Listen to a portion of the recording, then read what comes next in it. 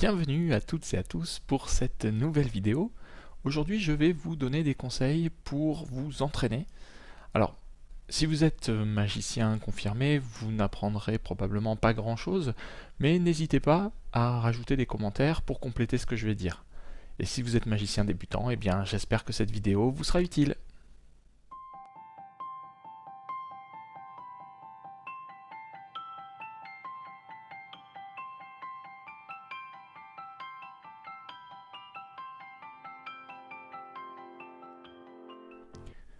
On conseille souvent aux magiciens débutants de s'entraîner en se regardant devant un miroir.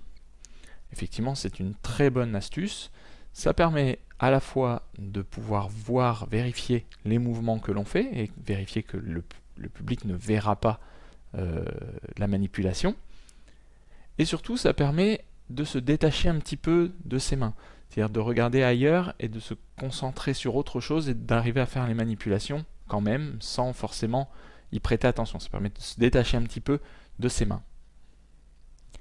Mais cette astuce présente quand même des inconvénients, notamment le fait de regarder son reflet et de se concentrer dessus empêche de réaliser le tour ou la manipulation de manière réelle, c'est-à-dire que en se regardant dans le reflet, eh bien en fait on est un petit peu perturbé par le fait qu'on se concentre pour se regarder et on n'est pas forcément à l'aise pour faire le tour ou la manipulation.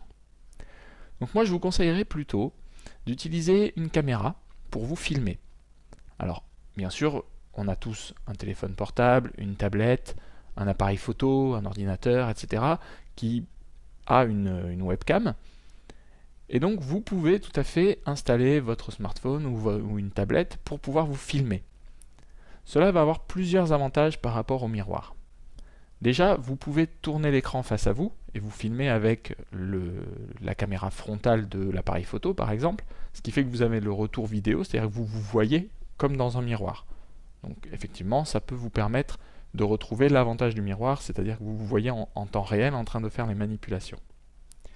Mais surtout, vous allez pouvoir vous filmer. Et cet avantage-là, il est considérable par rapport au miroir. C'est-à-dire que vous lancez la caméra, vous faites votre tour en oubliant la caméra, vous le faites exactement comme si vous étiez devant des spectateurs. Et le gros avantage, c'est que vous allez pouvoir le faire 2 fois, 3 fois, 4 fois, et vous revoir ensuite. Quand vous voulez, vous allez pouvoir revoir votre vidéo, voir d'un œil critique, peut-être attendre 2-3 jours avant de vous re-regarder, ce qui vous permet de voir votre prestation vraiment comme si vous étiez vous-même spectateur. Essayez de vous dire que vous êtes en train de regarder le tour de magie de quelqu'un d'autre, qu'est-ce qui va, qu'est-ce qui ne va pas, etc. Et du coup, ça va vous permettre de vous améliorer grâce aux moyens du bord. C'est-à-dire que là, ça ne coûte rien, vous avez déjà très probablement tout ce qu'il faut pour pouvoir vous filmer. Un autre point important quand on s'entraîne en magie, notamment quand on fait des manipulations, ce sont ce qu'on appelle les angles. Je vais vous expliquer ce que c'est. Les angles, ce sont des orientations par lesquelles les spectateurs risquent de voir vos manipulations. Je m'explique. Admettons que vous soyez en train de manipuler une pièce, par exemple. Si je dois faire des manipulations de pièces, faire semblant d'attraper la pièce dans ma main alors que je la garde, etc., si des spectateurs sont placés sur le côté, par exemple, ou légèrement derrière, ils risquent de voir l'intérieur de mes mains et donc peut-être de voir que j'ai gardé la pièce secrètement entre mes doigts, etc. Donc c'est très important quand vous apprenez une technique de manipulation d'avoir conscience de ça, conscience des angles de visibilité du truc, pour pouvoir justement les contourner. C'est-à-dire que si vous savez qu'en manipulant des cartes par exemple, si le spectateur est placé ici, il va voir ce que vous faites, eh bien c'est très important de le savoir puisque le jour où vous allez faire un tour qui utilise cette technique, eh bien vous allez faire en sorte de vous tourner légèrement pour que personne ne soit dans l'angle qui pose problème. Sauf qu'il faut en avoir conscience de ces angles de visibilité.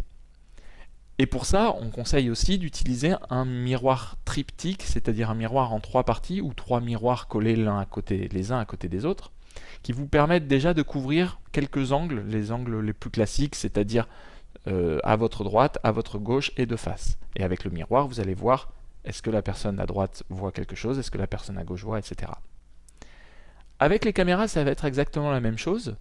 Vous allez pouvoir vous filmer bien sûr en déplaçant la caméra, mais surtout si vous avez à votre disposition plusieurs appareils, plusieurs téléphones, ou un téléphone, une tablette, un appareil photo, un ordinateur portable, etc.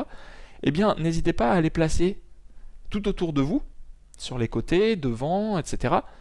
et de lancer la vidéo sur chacun. Vous faites ensuite votre tour ou votre technique, vous le répétez 3, 4 fois, 5 fois, 10 fois, peu importe. Et ensuite vous regarderez sur chacun. Alors bien sûr ça prend un petit peu de temps, mais vous pourrez faire ça dans les transports en commun ou à la place de regarder des vidéos YouTube par exemple. Vous prendrez le temps de regarder le résultat sous les différents angles et du coup vous allez pouvoir améliorer plus facilement ou en tout cas détecter les angles qui posent problème pour le jour où vous ferez le tour vraiment devant un public. C'est tout pour cette vidéo. J'espère que ces conseils vous seront utiles. Surtout, n'hésitez pas à mettre un pouce en l'air si la vidéo vous a plu. N'hésitez pas à mettre des commentaires si vous avez des questions sur ces conseils. Et en attendant la prochaine vidéo, eh bien, je vous dis tout simplement à bientôt.